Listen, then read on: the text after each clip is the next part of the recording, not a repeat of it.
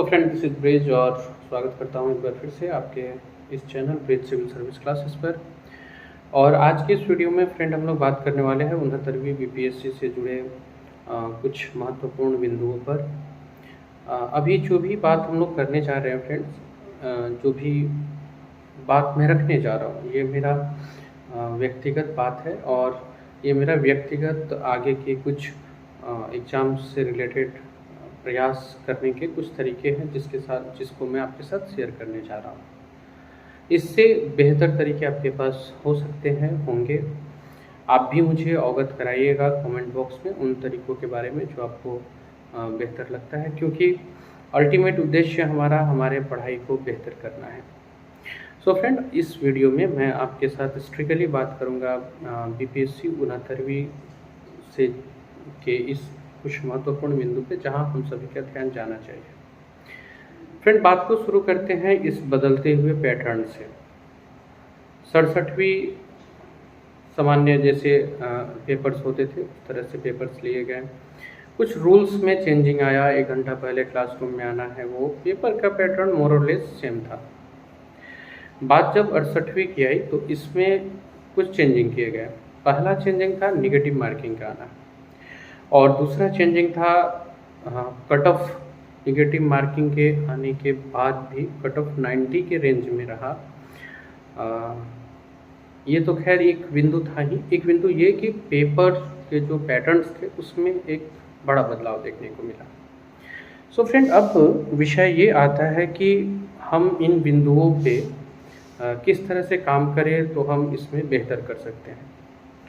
सबसे पहले अगर ध्यान से देखा जाए फ्रेंड, तो जो वास्तव में मेहनत किए हुए हैं, ऐसे जो एस्पायरेंट्स हैं जो सीरियस है और उन्होंने लगातार अपने मेहनत को अपने इस लक्ष्य की तरफ लगा करके रखा है, उनके साथ कुछ समस्याएं आ रही हैं फ्रेंड्स। जैसे कि समस्या नंबर 1, निगेटिव मार्किंग है तो कितने प्रश्नों को हल किया जाए कि मैं उस कट ऑफ के उस पार भी रहूं, मीन्स ग्रीन जोन में भी रहूं, और मैं बहुत ज़्यादा जो प्रश्न को नहीं जानता हूं उसको हल करने से बचूं। ये पहला जो सोच है, ये जो पहली समस्या है हमारे साथ वो ये आ रही है। यानी एक वाक्य में कहा जाए तो कितना अटेम्प्ट किया जाए ताकि हमारा कट ऑफ भी क्लियर हो जाए और मेरा ज़्यादातर मार्क्स निगेटिव के कारण माइनस नहीं हो। देखिए फ्रेंड्स, पेपर का जो स्तर था पिछली बार, उम्मीद है कि इस बार भी वही पेपर के स्तर देखने को हमें मिलेंगे।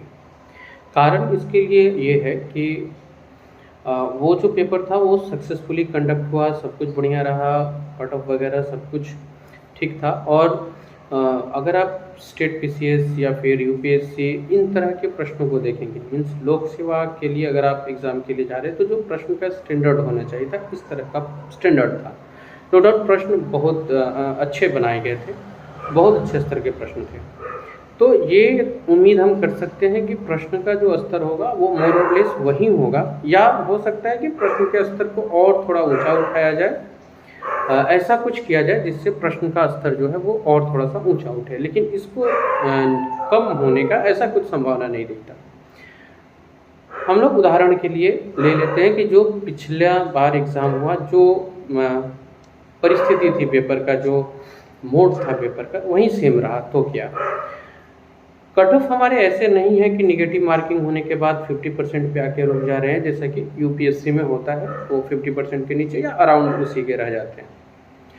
तो ऐसा नहीं हो रहा है। निगेटिव होने के बाद भी कट ऑफ अराउंड 60% के आसपास था, अगर मैं जनरल की बात करूँ तो ऐसे में ये एक बड़ा विषय बनता है कि किस तरह से हम इस पूरे पेपर को हल करें जिससे हमारा 60% मीन्स 150 में 90 अंक आने भी लगभग सुनिश्चित हो जाए। और जो प्रश्न का स्टैंडर्ड है, इसमें आप बहुत ज़्यादा प्रश्न अटेम्प्ट भी नहीं करने के लिए जा सकते हो जब तक कि आपकी तैयारी बहुत अच्छी नहीं हो। सो फ्रेंड्स, ये जो समस्या आ रही है कि कैसे हम इसको पार पाएँ, किस तरह से हम इस समस्या से आगे आएँ कि अटेम्प्ट कितना करना है और कट ऑफ को भी मैं टच कर जाऊं और ज़्यादा निगेटिव नहीं हो। तो फ्रेंड्स, हो सकता है कि कट ऑफ इस बार बढ़ जाए घट जाए, ये तो हमारे हाथ में नहीं है, लेकिन एक इसका समाधान दिखता है वो है कि हम अपने तैयारी में जिन बिंदुओं को, जिन चैप्टर्स को या जिस भी टॉपिक को पढ़ रहे हैं उसको इतनी अच्छी तरह से पढ़ लिया जाए कि वहाँ नकारात्मक उत्तर होने की संभावना न्यूनतम या न के बराबर हो जाए, जो कि मुझे लगा कि पहला काम है, ये फर्स्ट काम मुझे दिखा करना। और इसके लिए जो स्टेप बाय स्टेप आप कह सकते हैं कि जो बनाया हुआ प्रोटोकॉल है, जिनको लेकर के अतुल प्रसाद जी ने भी और जितने भी बिहार के अच्छे शिक्षकों में गिने जाते सभी ने इस बिंदु पे बात की थी। फर्स्ट ऑफ ऑल एनसीईआरटी उस सब्जेक्ट का प्रॉपरली कंप्लीट हो, और एनसीईआरटी कंप्लीट हो इन द सेंस वो नहीं जो मार्केट में हमारे पास एक एनसीईआरटी का कोई एक कलेक्शंस मिल जाता है, वो नहीं। एनसीईआरटी खुद से पढ़ के और समझा गया हो, एनसीईआरटी ऐसा तैयार किया गया हो कि जिसमें हमारी खुद की पढ़ाई हुई हो, हमारा खुद का नोट्स हो, हम उस टॉपिक को लेकर के आश्वस्त हो। ये पहला तरीका है। अगर इस तरह से हम ज़्यादातर टॉपिक्स को कवर कर लेते हैं तो वो हमारे लिए बहुत बेहतर ऑप्शन है। So the first step is NCERT के साथ जाना, एनसीईआरटी को बहुत अच्छे से पढ़ना और उसकी सेल्फ नोट्स अपने पास अवेलेबल होना। कोई भी टीचर, कोई भी शिक्षक, कोई भी गाइड आप इसके अलावा फॉलो कर रहे हैं वो आपके अपने विचार है, वो फ़ायदेमंद अगर आपको लग रहे हैं तो डेफिनेटली फ़ायदेमंद होंगे, लेकिन मुझे लगता है कि ये काम पहले करना ज़रूरी है, क्योंकि अब गलती करने की संभावना नहीं है फ्रेंड्स, हम गलती नहीं कर सकते। तो ऐसे में उस टॉपिक को पहले एनसीईआरटी से कवर किया जाए, इसके बाद उसी टॉपिक को स्टैंडर्ड बुक्स, क्लास नोट्स या जो भी आपके पास स्टडी मटेरियल है आप वहाँ से कंप्लीट करते हैं। हम वो कंप्लीट करने के बाद हम उसकी टेस्ट्स लगाते हैं, और टेस्ट्स में हम लोग अगर केवल बीपीएससी के प्रीवियस ईयर क्वेश्चंस को उठाते हैं फ्रेंड, तो मुझे लगता है कि एक 67वीं ही हमारे हाथ में, 68वीं ही हमारे हाथ में पेपर का वो स्टैंडर्ड होगा जो हमारे पास होगा। तो इसके लिए हम लोग को किसी और स्टेट के जो भी पीसीएस एग्जाम्स हुए हैं उनके प्रश्नों से भी हम इसको मैच करा सकते हैं, जिसमें सबसे बेहतर होता है यूपी पीसीएस का पेपर। तो वहाँ से हम अगर उस टॉपिक को कवर करते हैं तो मुझे लगता है कि वो बहुत अच्छा एक साइन होगा, बहुत अच्छी तरह से हमें बता देगा कि हमारा क्या चीज़, हम कैसे किन चीज़ों को किस तरह से व्यवस्थित कर सकते हैं। सो मुझे लगा कि ये पहला चीज़ है नेगेटिव मार्किंग से बचने के लिए या अपने आप को ज़्यादा पॉजिटिव मार्किंग की तरफ लाने के लिए एनसीईआरटी प्लस स्टैंडर्ड बुक्स और प्लस में previous year questions, not only BPSC बल्कि जितने भी स्टेट पीसीएस हुए हैं इंक्लूडिंग यूपीएससी, अगर उससे मिलता जुलता पैटर्न्स है तो हम उसी यूपीएससी के भी क्वेश्चंस को देख सकते हैं। दूसरा फ्रेंड जो बात हम सारे एस्पायरेंट्स के मन में एक कॉमन रूप से आ रही है वो है कि जो क्वेश्चंस थे स्पेशली जो स्टैंडर्ड मॉड्यूल्स की तरफ से आया जाए, सब्जेक्ट वाइज अगर मैं बात करूं तो ज़्यादातर लोगों का ये मानना था कि पॉलिटी के क्वेश्चंस बहुत ही बड़े स्तर से या फिर बहुत ही टफ स्तर से उठाए गए थे। मुझे ऐसा लगा फ्रेंड्स कि कुछ जो सोर्स बुक है, जो स्टैंडर्ड में भी जो सोर्स बुक है हमारे, फॉर एग्जांपल लक्ष्मीकांत, तो अभी ज़्यादातर हम लोग लक्ष्मीकांत के ऊपर ही डिपेंडेंट हो जा रहे हैं, और ये डिपेंडेंट हो जाना मीन्स निर्भर हो जाना, मुझे लगता है कि यही एक हमारे लिए नेगेटिव पॉइंट हो रहा है, और ये एक आप कह सकते हैं कि मौका दे दे रहा है जो क्वेश्चंस बना रहे हैं उनके पास एक अच्छा मौका रह रहा है कि स्टूडेंट्स जनरली लक्ष्मीकांत के इर्द गिर्द घूम रहे हैं, तो उनसे अगर अलग हट करके क्वेश्चन किया जाए तो क्या होता है बच्चों का रिस्पॉन्स, वो देखा जाए। 67वीं में भी ऐसा देखने को मिला था कि जो पॉलिटी के क्वेश्चंस के स्तर थे वो ठीक थे, बहुत अच्छे थे। अब ये जो समस्याएं आ रही हैं, कई लोगों ने मुझे भी बताया कि पॉलिटी के क्वेश्चंस पता नहीं कहाँ से पूछ रहा है, यूपीएससी से भी ऊंचे स्तर का क्वेश्चंस है। तो फ्रेंड मुझे आफ्टर उन सारे क्वेश्चंस को देखने के बाद जो मैं समझ पाया, इसमें एक तो फ्रेंड्स 70% या आप कहें कि 70% से अधिक क्वेश्चंस जो है वो कॉन्स्टिट्यूशन से बनाए जा रहे हैं, यानी संविधान से सीधे उठाए जा रहे हैं प्रश्न। ऐसा नहीं कि लक्ष्मीकांत ने क्या एक्सप्लेन किया वहाँ से उठा करके क्वेश्चन बना दूँ, ऐसा बिल्कुल नहीं है। डायरेक्ट संविधान से उठाए जा रहे हैं प्रश्न को, पहला। और दूसरा फ्रेंड्स, ये जो 11 और 12 का जो एनसीईआरटी है, जो नया हम आया है 11 और 12th के लिए जो एनसीईआरटी है। ऐसा अमूमन कहा जाता था कि लक्ष्मीकांत जो बुक है उसमें इन सभी चीज़ों को एक साथ कर लिया गया है, सन्निहित कर लिया गया है। पर ऐसा लगता है फ्रेंड्स कि जब आप उसके लाइन बाय लाइन को पढ़ेंगे और समझने की कोशिश करेंगे तो आपको लगेगा कि नहीं, कुछ टर्म्स है ऐसे जो एनसीईआरटी ने बताए हैं कि हमेशा पढ़ना चाहिए, उसका सही एक्सप्लेनेशन जब तक नहीं हो तब तक हम पॉलिटी के सारे प्रश्नों को हल करने या फिर अधिकतर प्रश्नों को हल करने से चूक जाएंगे। या हो सकता है कि इस बार भी हम एग्जाम हॉल से निकले और यही बात करते निकले कि पता नहीं पॉलिटी के क्वेश्चंस कहाँ से बनाए थे। सो पॉलिटी के क्वेश्चंस के लिए जो मेरा जो सुझाव रहा वो सुझाव था फ्रेंड कि पॉलिटी के लिए ठीक है, लक्ष्मीकांत करना ही है, वो तो है इसेंशियल, अगर आप मानेंगे तो आप उसे कीजिए। साथ ही साथ में एनसीईआरटी को लगाया जाए और कॉन्स्टिट्यूशन का जो बेयर एक्ट आता है, अभी हिंदी इंग्लिश दोनों में ही अवेलेबल होता है ये, इसे ज़रूर एक बार पढ़ लेना है। इसे अगर हम एक बार पढ़ लेते हैं तो वो जो आर्टिकल्स के अंदर 350A इस तरह से जो होता है 21A 36A, फॉर एग्जाम्पल मैं ऐसा बता रहा हूँ, तो ये जो ABCD या फिर उसके नीचे जो एक्सप्लेन किया हुआ रहता है ना संविधान का, उन चीज़ों को कुछ हद तक लक्ष्मीकांत में कवर किए गए हैं बिल्कुल, लेकिन संविधान की अपनी एक अलग परिभाषा है ही दोस्त, वो संविधान का अपना एक अलग पैटर्न है, संविधान की अपनी एक अलग व्याख्या है जो हमें पता होना चाहिए। तो संविधान को कवर करना और इसके बाद में एटलीस्ट क्लास 11th और 12th का जो एनसीईआरटी का बुक है ये हमें बहुत अच्छी तरह से देख लेने हैं पॉलिटी के लिए। इसके बाद आते हैं फ्रेंड्स एनिशिएंट हिस्ट्री के ऊपर। एनिशिएंट हिस्ट्री को लेकर के तो यूपीएससी फिर ईपीएफओ एपीएफसी का जो एग्ज़ाम हुआ, यहाँ से इन सारे विषयों को लेकर के तो एक अजीब सा लग रहा है कि पता नहीं क्या कहाँ से प्रश्न बन रहे हैं। खैर उस एग्ज़ाम को हम लोग छोड़ते हैं, हम लोग आते हैं बीपीएससी वाले पे। तो बीपीएससी वाले में फ्रेंड्स कुछ घटना जो बिहार को बहुत अच्छी तरह से डिफाइन करती है, for example Maurya period, Maurya युग की घटनाएं। तो ये जो घटनाएं हैं जो बिहार को बहुत अच्छी तरह से डिफाइन करती है, इनको बहुत अच्छी तरह से ऑथेंटिक स्रोत के जरिए हमें पढ़ना है। और ये ठीक है, ये मोर और लेस हम लोग इसको कर सकते हैं। बीपीएससी अगर क्वेश्चंस के बदलाव वगैरह को देखा जाए तो उस बदलाव को देखने के बावजूद भी आपका ये जो है एंशिएंट हिस्ट्री के लिए कोई एक ऑथेंटिक स्रोत पर्याप्त है। हाँ, उसमें जो टर्म्स वगैरह है उसको अच्छे से देखना है, जैसे कि बलि क्या है, कृपण क्या है, इस तरह के जो टर्म्स आ रहे हैं, इस टर्म्स से अब प्रश्न बनाने शुरू किए हैं बीपीएससी ने भी, तो इस टर्म्स को देख लेना है। इसके बाद आते हैं मेडाइवल हिस्ट्री की तरफ। यूपीएससी के लिए क्या रोल है मेडाइवल हिस्ट्री का, उसको साइड में रखते हैं। बीपीएससी के लिए तो एक रोल दिखता है, बीपीएससी के लिए मेडाइवल हमें पढ़ना ही चाहिए, जिसमें स्पेशली दिल्ली सल्तनत और मुगलिया काल, दिल्ली सल्तनत और मुगल काल, इसको हमें बहुत अच्छी तरह से कवर करने होंगे। और जो कवर करने का दृष्टिकोण होगा फ्रेंड, अब वो जो एक पैटर्न था ना कि XYZ की जन्म कब हुई, मृत्यु कब हुई, ये वो मीन्स एक वन लाइनर टाइप का सा क्वेश्चन होता था और एक कॉमन क्वेश्चन होता था। ये कॉमन वाले तो खैर सभी को पता है, तो हमें पता होना ही चाहिए अगर हम इस लेवल की तैयारी कर रहे हैं। तो इसके अलावा स्पेशली उनकी प्रशासनिक व्यवस्था, उनके एडमिनिस्ट्रेशन की जो तरीके थे, एडमिनिस्ट्रेटिव स्टाइल्स, उसको बहुत बहुत बहुत अच्छे से पढ़ना होगा।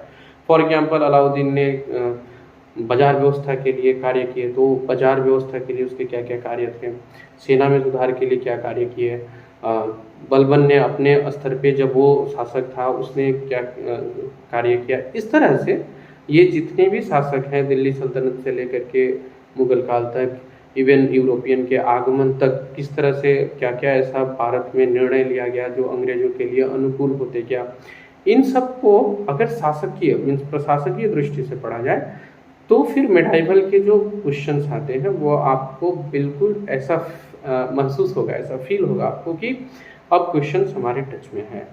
ज़्यादातर क्वेश्चन आपको लगेंगे कि ये हम बना सकते हैं। एक बात हमेशा ही याद रखना है फ्रेंड कि जैसे ये 150 क्वेश्चंस है, तो इसके सारे क्वेश्चंस 150 आउट ऑफ 150 अगर हम लगाने के लिए जाएँ तो ऐसा संभव भी नहीं है, और अगर ऐसा नहीं हो रहा है तो ये दुखी होने की भी बात नहीं है। वो अपने स्तर से अगर तैयारी करते हैं और अगर हमारी तैयारी 60-70% के इर्द गिर्द है तो बहुत अच्छी तैयारी में मानी जाएगी। सो फ्रेंड ऐसा नहीं सोचना है कि एनिशिएंट हो या मेडाइवल हो या पॉलिटी हो उसके सारे प्रश्नों को आप हल कर लेंगे या हम हल कर लेंगे। हाँ, जो मेरा अपना बहुत अच्छा सेक्टर है हो सकता है उसके मैं 90% या हो सकता है 100% ही क्वेश्चन सोल्व करूँ, पर ये मान के चलना होगा इस बात को भी कि कुछ प्रश्न हमें लेफ्ट करने हैं। जैसे क्रिकेट में होता है ना, एक अच्छा बल्लेबाज उसे ही कहा जाता है जो अच्छे बॉल को लेफ्ट करना भी जानता हो। सचिन तेंदुलकर की जो क्वालिटीज़ थी, राहुल सर की जो क्वालिटीज़ थी, तो उनमें ये भी एक क्वालिटी था कि वो किस बॉल को छोड़ना है, किस बॉल का रिस्पेक्ट करना है, ये भी उन्हें बहुत अच्छी तरह से आता था। तो वो उस हिसाब से खेला करते थे। सेम इस खेल को हमें भी अपनाना है। हमें ये जानना है कि किस प्रश्न को हमें लेफ्ट करने हैं। कुछ प्रश्न ऐसे आते हैं फ्रेंड्स जो उस स्टैंडर्ड को मेंटेन करने के लिए या फिर ऐसा बताते हैं विशेषज्ञ लोग, या मैं अगर उन सब बातों के ऊपर ना भी चर्चा करूं, एक ह्यूमन बीइंग के रूप में देखूं तो इतने उच्च स्तर के एग्ज़ाम के लिए हम ये प्रिपेयर नहीं हो सकते कि हर प्रश्न का हर उत्तर हमें पता हो। ऐसे में जबकि निगेटिव मार्किंग यहाँ पे अप्लाइड है, तो ये भी एक बहुत अच्छी कला है और ये बहुत अच्छे खिलाड़ी की कला है कि वो अच्छे क्वेश्चंस को रिस्पेक्ट दें। कुछ क्वेश्चंस आएंगे आपके पास, हमारे पास, जिनको हमें रिस्पेक्ट देना ही होगा, उनके साथ छेड़छाड़ करना मुझे लगता है कि वो सही नहीं होगा। सो फ्रेंड, ये रहा मेडाइवल तक की बात। मॉडर्न हिस्ट्री बहुत बड़ा पार्ट रहा है शुरू से ही बीपीएससी के लिए, और मॉडर्न हिस्ट्री में स्पेशली जो बिहार से रिलेटेड घटनाएं हुई और 1857 की क्रांति, उसके बाद गांधी जी के आगमन के बाद से फिर ये जो समाज सुधार के लिए जो आंदोलन वगैरह हुए, ये 3-4 टॉपिक्स को अगर बहुत अच्छी तरह से समझ लिया जाए फ्रेंड्स, समाज सुधार आंदोलन, बिहार की भूमिका राष्ट्रीय आंदोलन में किस तरह की थी, या बिहार में जो राष्ट्रीय आंदोलन हुए, फॉर एग्जांपल चंपारण सत्याग्रह, तो इसको, इसके बाद में गांधी जी का जो योगदान रहा वो, और जो कुछ आंदोलन वगैरह हुए जैसे कि कृषकों ने किया, इन सब आंदोलन को एक बार फिर से, समाज सुधार के लिए जो आंदोलन हुए, बिहार से रिलेटेड जो स्वतंत्रता आंदोलन के कांड थे, महात्मा गांधी जी के आगमन, और कुछ जो धार्मिक नहीं बल्कि इस स्तर पे हैं, जैसे कि किसानों ने आंदोलन किया, जैसे कि व्यापारी वर्ग ने किया था, अटक वगैरह, अगर ये हम लोग कवर कर लेते हैं तो मोर और लेस हम समझ सकते हैं कि हमारा मॉडर्न हिस्ट्री कवर्ड है, अगर हम लोग इसको कर लेते हैं तो। इसके साथ साथ में कुछ क्वेश्चंस हैं जो कभी कभी तो कहना गलत होगा, प्रायः ही शायद ही कभी छूटता हो, कुछ पत्र पत्रिका पूछ दिया करता है, तो वो कुछ तो सामान्य स्तर के ही होते हैं, जो एक सामान्य स्तर के एस्पायरेंट्स को इस लेवल पे पता होना चाहिए, ऐसा इसी स्तर के क्वेश्चन फॉलो करते हैं। तो ये था मेडाइवल के लिए, सॉरी मॉडर्न हिस्ट्री के लिए। हिस्ट्री से अगर आगे निकलते फ्रेंड, अब आते हैं इकोनॉमी के लिए। तो मुझे ऐसा रहा जैसे कि इकोनॉमी को स्पेशली मैंने यूपीएससी के दृष्टि से बहुत ज़्यादा उसको जानने की कोशिश की थी, तो मेरा जो अपना मुझे लगता है कि शायद मैं यूपीएससी के लिए अच्छा प्रेडिक्ट कर सकता हूँ इकोनॉमी के विषय में। फिर भी अगर मैं बीपीएससी पे भी आऊँ फ्रेंड, तो पता नहीं क्यों ऐसा मुझे लगता है कि ये जो मुद्रास्फीति या जो बाजार से रिलेटेड टॉपिक्स चलते हैं, मुद्रा बाजार, पूंजी बाजार, प्रतिभूति बाजार, ये इम्पोर्टेंट हो सकते हैं। हालांकि बहुत ज़्यादा क्वेश्चंस इसमें अभी तक नहीं देखने को मिले हैं, लेकिन जिस तरह से नेगेटिव मार्क्स को इम्प्लीमेंट किया गया है, जिस तरह से आप कॉन्सेप्चुअल क्वेश्चन को छोड़ के, सॉरी फैक्चुअल क्वेश्चन को छोड़ के कॉन्सेप्चुअल क्वेश्चन की तरफ मुड़ रही है, तो ऐसे में इकोनॉमी के लिए एक बहुत इम्पोर्टेंट पार्ट साबित होगा ये बाजार वगैरह को अच्छी तरह से अगर कोई नहीं समझ पाया है तो। इसके साथ साथ यहाँ अगर बीपीएससी लेवल की बात किया जाए, बीपीएससी के पुराने सारे क्वेश्चंस को देख करके बात किया जाए, तो करेंट अफेयर्स में जो इकोनॉमी के मामले हैं वो बहुत इंपॉर्टेंट हो जाते हैं। इसके साथ साथ जो सरकारी योजनाएं हैं, केंद्र सरकार की योजनाएं पिछली बार भर भर के पूछी गई थी, तो केंद्र और राज्य दोनों, मेरा मानना है दोनों ही योजनाएं हमें करनी चाहिए और दोनों ही योजनाएं इक्वली इम्पोर्टेंट है। जहाँ तक कि हो सकता है पिछली बार ऐसा था कि केंद्र सरकार की योजनाओं से ज़्यादा प्रश्न किए गए थे, लेकिन मेरा मानना है कि इसमें राज्य सरकार की योजना को थोड़ा ज़्यादा वेटेज देना चाहिए, 55-45 करके हम लोग चल सकते हैं लोग। हाँ, केंद्र सरकार की वो योजनाएं जिनका बृहद एक वर्ग पे असर पड़ रहा है, तो वो तो इम्पोर्टेंट हो ही जाते हैं एग्जाम के लिए। इतना कवर कर लेने से मुझे लगता है कि हमारा इकोनॉमी पोर्शन कंप्लीट हो जाएगा।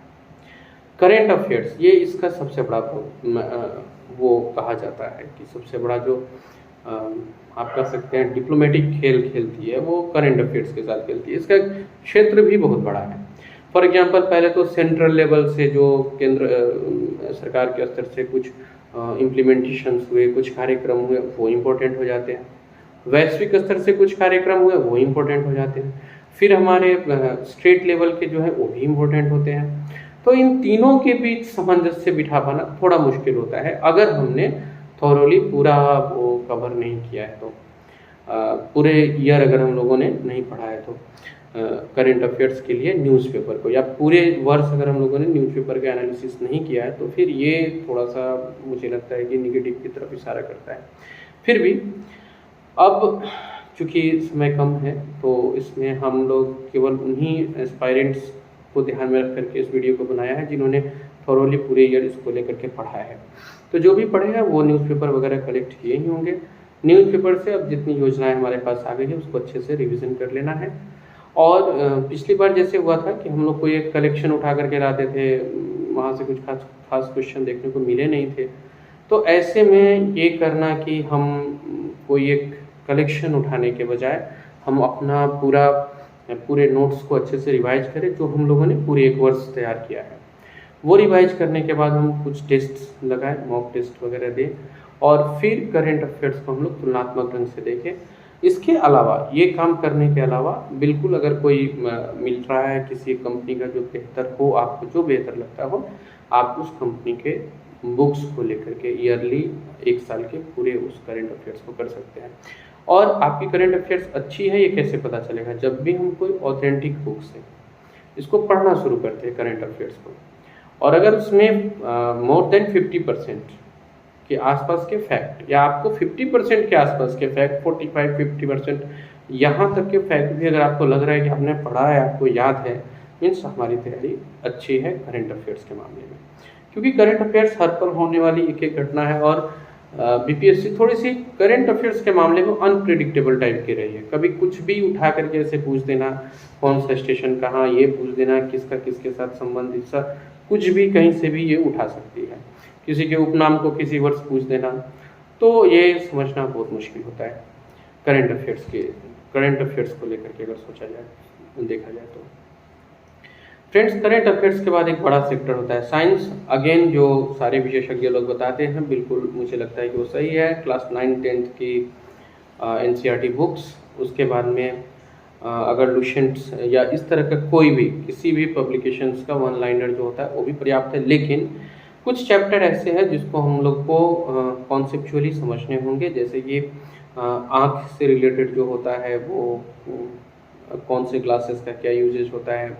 फिर इसके बाद में आपको कुछ प्रश्न ऐसे होते हैं जो डे टू डे लाइफ से उठाए जाते हैं, या यूँ कहा जाए कि अधिकतर प्रश्न साइंस के वहाँ से उठाए जाते हैं जिनका प्रयोग हम लोग डे टू डे लाइफ पे करते हैं। फॉर एग्जांपल रेफ्रिजरेटर का खुला रहना, कमरे का टेम्परेचर क्या, उसके साथ क्या प्रभाव पड़ेगा। तो इस तरह के क्वेश्चंस ज़्यादातर पूछे जाते हैं। ये फ्रेंड्स मैंने एक चर्चा किया आपके साथ हमारे प्रिपरेशंस के लिए जो बढ़िया सब्जेक्ट्स है उसको कैसे मेंटेन किया जाए। बिहार स्पेशल के लिए सभी लोग जानते हैं कि बिहार को कहाँ से पढ़ना है, कहाँ से कवर करना है। इम्तियाज सर का जो ऑब्जेक्टिव है वो बहुत अच्छा बुक है। इसके अलावा आप किसी भी पब्लिकेशंस के बिहार को ले सकते हैं। प्रीवियस ईयर के अगर क्वेश्चन को देखा जाए तो उसमें थोड़ा बिहार स्पेशल से कम क्वेश्चंस थे, लेकिन ऐसा उम्मीद किया जा सकता है कि बिहार लेवल से क्वेश्चंस की संख्या देखने को मिलेगी, क्वेश्चन की अच्छी खासी संख्या देखने को इस बार मिले। वो चाहे स्वतंत्रता आंदोलन से उठाया जाए या टिपिकल बिहार के ज्योग्राफी से उठाया जाए, लेकिन देखने को मिलेगी। ज्योग्राफी सेक्शन के लिए अगेन एनसीईआरटी, इसमें क्लास 11 का जो फिजिकल ज्योग्राफी है बहुत मायने रखता है। फिर इसके बाद में बिहार की ज्योग्राफी और इंडियन ज्योग्राफी के लिए आप किसी भी एक अच्छे राइटर्स को अगर फॉलो करते हैं वो, या आपके जो क्लास नोट्स है वो। इकोलॉजी से भी 4-5 क्वेश्चंस बन ही जाते हैं। जनरली इकोलॉजी के क्वेश्चंस आसान होते हैं, कुछ परिभाषाएं होती है, कुछ झील जो चर्चे में रही वहाँ से क्वेश्चन पूछ लिए जाते हैं, झील या ऐसे चर्चित स्थानों से क्वेश्चन पूछ लिए जाते हैं। अब फ्रेंड मैं बात करूँगा कि क्या क्या ऐसा सोर्स है जो हमारे पास होना चाहिए। अगर ये प्रश्न मैं आपसे भी करूँ तो आपको भी मोर और लेस यही आपका भी उत्तर होगा कि एक ऐसा सोर्स जहां हमें प्रीवियस ईयर के क्वेश्चन मिल जाए, एक ऐसे सोर्स को पकड़ा जाए जहां हमें करंट अफेयर्स का अच्छा डिस्कशन मिल जाए, एक ऐसा सोर्स हो मोस्ट इम्पोर्टेंट जो हमारे हिसाब से, जो हमारा पैटर्न है इस पैटर्न पे और जो ऑप्शन का पैटर्न चेंज हुआ है इस पैटर्न पे, दोनों को ध्यान में रखते हुए एक अच्छा टेस्ट सीरीज मिल जाए। और अगर उस टेस्ट सीरीज में कंपैरिजन करने की फैसिलिटी हो, जैसे कि वो ऑल ओवर इंडिया से मेरा रैंक निकाल के दे, वो मुझे बताए कि मेरा कौन सा सब्जेक्ट अच्छा है, कौन सा सब्जेक्ट बुरा है, इवन वो मेरे टाइमिंग्स तक को बताए, इस तरह के एक सोर्स की हमें आवश्यकता होती है फ्रेंड। तो अगर आप इस तरह के सोर्स को ढूंढ रहे हैं तो आप हमारा जो ऐप है ब्रीथ सिविल सर्विस क्लासेस, आप इस ऐप को प्ले स्टोर से डाउनलोड कर लीजिए। आपको इसका लिंक डिस्क्रिप्शन में भी है, आप इसे डाउनलोड कर लीजिए। अब यहाँ की जो फीचर्स है वो मैं आपको बता देता हूँ। फीचर्स के रूप में सबसे पहले फ्रेंड्स यहाँ पे आपको कुछ मोटिवेशनल पिक्चर्स, कोट्स ये आपको मिल जाएंगे। नंबर 1, जो आपको सुबह सुबह आपके दिन को बेहतर बनाने के लिए अच्छा एक मटेरियल रहेगा, ये आपको मिल जाएंगे। सेकेंड फ्रेंड, वेट, तो फ्रेंड सबसे पहले इसमें जो मटेरियल्स आपको मिलेगा वो होगा एक मोटिवेशनल कोट जो मॉर्निंग में आपको मिल जाएगा, जो आपके पूरे दिन के शेड्यूल को तैयार कर देगा। सेकेंड, पॉडकास्ट आएगा जो आपको उस दिन में क्या क्या करना है, कैसे रचनात्मक चीज़ों को लाना है, वो आपको अवेलेबल करा देगा शॉर्ट में। थर्ड फ्रेंड, पॉडकास्ट में आपके पास कलेक्शन होगा टॉपिक वाइज करंट अफेयर्स का, टॉपिक वाइज करंट अफेयर्स का। अब जैसे कि जिन लोगों ने थॉरोली नहीं किया है तो उनके पास अब तो ऑप्शन है नहीं कि वो साल भर जा करके करें, तो ये उनके लिए भी हेल्पफुल है। और जो हम लोग हैं, मीन्स जिन लोगों ने थॉरोली पढ़ा है, इनके लिए भी इम्पोर्टेंट है, इनके लिए भी हेल्पफुल है ये। सो ये चीज़ की पॉडकास्ट के रूप में करंट अफेयर्स मिल जाए। इसके अलावा आपको कुछ न्यूज़ चैनल्स, आपको कुछ न्यूज़ पेपर्स है जो वहाँ मिल जाए, जैसे कि दैनिक जागरण का राष्ट्रीय संस्करण, हिंदुस्तान जो हमारा लोकल आता है, तो यहाँ से कुछ क्वेश्चन बनते हैं, ये मिल जाए।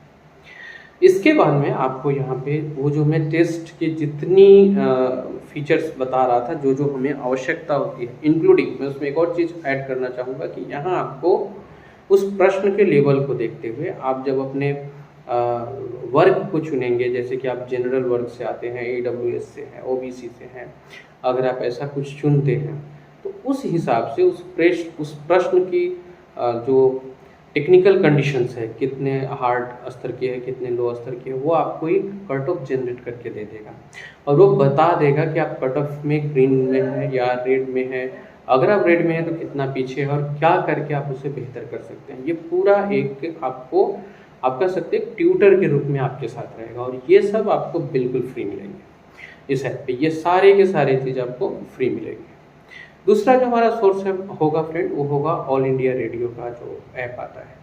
इसमें आकाशवाणी पटना के जो न्यूज़ रहते हैं, ये न्यूज़ बहुत काम के होते हैं, स्पेशली हमारे करंट अफेयर्स के लिए। तीसरे सोर्स के रूप में आप देख सकते हैं फ्रेंड हमारे चैनल को, ब्रीथ सिविल सर्विस क्लासेस को, जो इस बार बेहतर उसके साथ कह सकते हैं कि पिछले कुछ कमियों को सुधार के और बेहतर तरीके के साथ आ रही है। 29 सितंबर तक आपके साथ रहेगी आपके एग्ज़ाम के एक एक नीट को पूरा करने के लिए। तो आप चैनल को सब्सक्राइब कर लें और आप इस चैनल से जुड़ जाएं। चौथा आप सोर्स के रूप में यूज कर सकते हैं friend PIB, press information bureau का जो ऐप है, वो बहुत अच्छा होता है। आपको सेंट्रल लेवल के या फिर केंद्र सरकार के, या फिर केंद्र सरकार ही क्यों कहा जाए, भारत स्तर के जो महत्वपूर्ण न्यूज है या फिर भारत पर प्रभाव डालने वाले जो वैश्विक न्यूज है, वो आपको कलेक्शन वहाँ से मिल जाएगा। इसके अलावा एक और आप चीज़ ले सकते हैं, जैसे कि कुछ मैगजीन्स होते हैं जो गांव में लोगों को अवेलेबल नहीं हो पाते, या जिनके पास पैसों की कमी हो उसको नहीं ले पाते हैं, प्रतियोगिता दर्पण इस टाइप की, तो ये भी मैं ब्रीथ सिविल सर्विस क्लासेस वाले ऐप पे अवेलेबल करा दूँगा। ये आपको वो रिसोर्सेज की मैंने बात की जो हमारे पास होने चाहिए, जो हमारे लिए लाभदायक होंगे। फर्स्ट ऑफ ऑल NCERT की books, second breath civil service classes app, third all India radio का app, breath civil service classes YouTube पे, जहाँ आप इसको सब्सक्राइब कर लेंगे, और फिफ्थ जो बहुत इम्पोर्टेंट चीज़ है जो मैं आपके साथ शेयर करना चाहूँगा, वो रिसोर्स है आपका ब्रेन और आपकी कॉन्फिडेंस। और ये दोनों ही 2, 4, 5 मिनट के किसी के मोटिवेशनल स्पीच से बहुत लंबे समय के लिए नहीं रहती। इन दोनों को ही कुछ खुराक की ज़रूरत होती है, और उस खुराक का बहुत बड़ा हिस्सा पूरा कर देता है मेडिटेशन। तो मेडिटेशन को अगर ध्यान से किया जाए, ध्यान को ध्यान से किया जाए, खैर ऐसा गुरुजी बोलते नहीं कि ध्यान को ध्यान से किया जाए, ध्यान किया जाए, केवल मेडिटेशन किया जाए। कुछ गाइडेड मेडिटेशन यूट्यूब पे अवेलेबल है, या फिर मैं कोशिश करूँगा कि वो जो भी सिविल सर्विस क्लासेस ऐप्स हैं, मैं वहाँ पे उस गाइडेड मेडिटेशन को भी अवेलेबल करा दूँ। तो वो जो गाइडेड मेडिटेशन है वो आपको पूरी तरह से प्रिपेयर कर देंगे इस एग्ज़ाम के लिए।